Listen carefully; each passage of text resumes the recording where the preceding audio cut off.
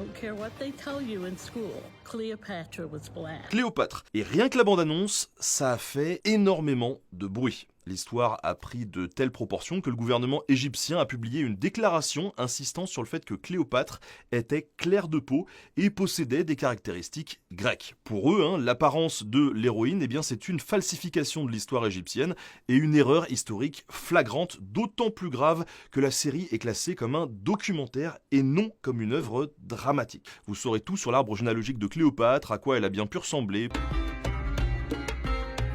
Dans l'arbre généalogique de Cléopâtre VII, il y a seulement 2 inconnus dont on va parler tout de suite.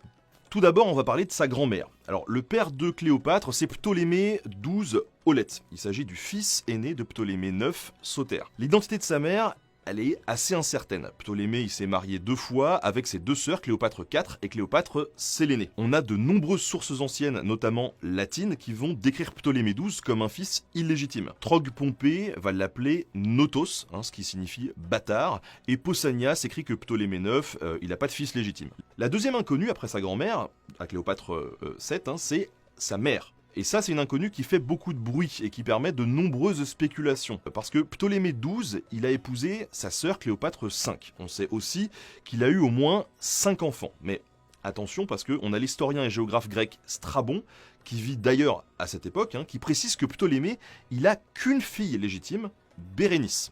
Et Cléopâtre VII, ça serait une enfant illégitime et pas la fille de Cléopâtre V qui d'ailleurs disparaît de tous les documents officiels vers 69 avant notre ère, c'est-à-dire à peu près au moment où Cléopâtre VII serait née.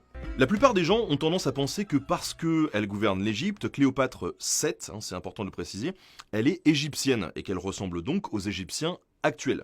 De l'autre côté, il y a de nombreuses personnes, historiens, vulgarisateurs ou simples passionnés, qui ont rabâché pendant des années que non, Cléopâtre, elle est grecque de par sa famille. Alors, qu'est-ce qu'il en est vraiment? Comme souvent, la réalité elle est un peu plus complexe et nuancée que ça. En 331 avant notre ère, Alexandre le Grand, roi de Macédoine, se fait proclamer pharaon et ordonne la construction d'Alexandrie, la nouvelle capitale. Alors lorsqu'il meurt en 323 avant notre ère, c'est Ptolémée, un des proches officiers d'Alexandre et gouverneur de l'Égypte, qui va sortir vainqueur de la crise de succession en Égypte et qui va prendre le pouvoir. Les premiers Ptolémées, ils vont encourager l'immigration et établir de nouvelles cités grecques sur leur territoire.